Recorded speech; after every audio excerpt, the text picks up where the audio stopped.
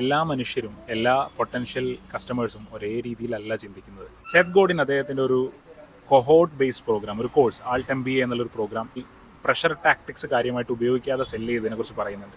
Urgency പോലെയുള്ള ചില tactics ഉപയോഗിക്കുന്ന സമയത്ത് മിക്കവാറും ആളുകൾ വന്ന് ജോയിൻ ചെയ്യുക ഫിയർ ഓഫ് മിസ്സിങ് ഔട്ട് കൊണ്ടായിരിക്കും.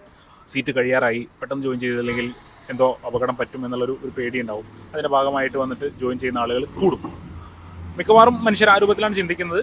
പക്ഷേ അത് ഒരു പരിധി വിട്ട് നമ്മൾ ഉപയോഗിച്ചു കഴിഞ്ഞാൽ അത്തരത്തിൽ ഫോമോ കൊണ്ട് മാത്രം ജോയിൻ ചെയ്ത ആളുകളുടെ ഒരു കൂട്ടമായിട്ട് മാറും. ഇപ്പോൾ ഈ ഒരു പ്രോഗ്രാമിന് സേത്ത് ഉദ്ദേശിച്ചത് എന്തായിരുന്നു എന്ന് വെച്ച് കഴിഞ്ഞാൽ, സെൽഫ് ഡയറക്റ്റഡ് ആയിട്ടുള്ള ആൾക്കാർ വരണം. ഭയങ്കര പ്രഷർ ഫീൽ ചെയ്തിട്ടല്ല, സ്വന്തം താല്പര്യത്തിൽ ഇൻട്രൻസിക് ആയിട്ടുള്ളൊരു മോട്ടിവേഷൻ്റെ ഭാഗമായിട്ട് എനിക്ക് ഈ പ്രോഗ്രാം യൂസ്ഫുൾ ആണ് എന്നുള്ള ആ ഒരു ഫീലിങ്ങിൻ്റെ അടിസ്ഥാനത്തിൽ മാത്രം ആളുകൾ തീരുമാനം എടുക്കണം.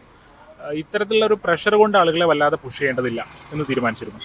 അപ്പോൾ അതിന് കാരണം ഇത്തരത്തിലുള്ള സെൽഫ് ഡയറക്റ്റഡ് ആയിട്ടുള്ള ഇൻട്രൻസിക് മോട്ടിവേഷനുള്ള ആളുകൾ ഒരുമിച്ച് വരുന്ന സമയത്ത് ആ കമ്മ്യൂണിറ്റിക്ക് ഉണ്ടാകുന്ന ഒരു വാല്യൂ ഉണ്ട്.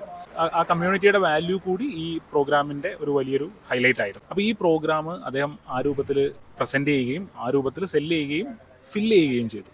പറഞ്ഞു വരുന്നത്, ഇങ്ങനെയുള്ള അപ്രോച്ചുകളും പോസിബിളാണ്. എല്ലാ പ്രൊഡക്റ്റുകൾക്കും എല്ലാ സർവീസുകൾക്കും എല്ലാ സമയത്തും പോസിബിൾ ആയിക്കൊള്ളണമെന്നില്ല. പക്ഷേ മാർക്കറ്റിൽ എല്ലാവരും ചെയ്യുന്നത് തന്നെ നമ്മൾ എപ്പോഴും ചെയ്തോളണമെന്നില്ല. ചിലപ്പോൾ നമുക്ക് ആൾട്ടർനേറ്റീവ്സ് ഉണ്ടാവും.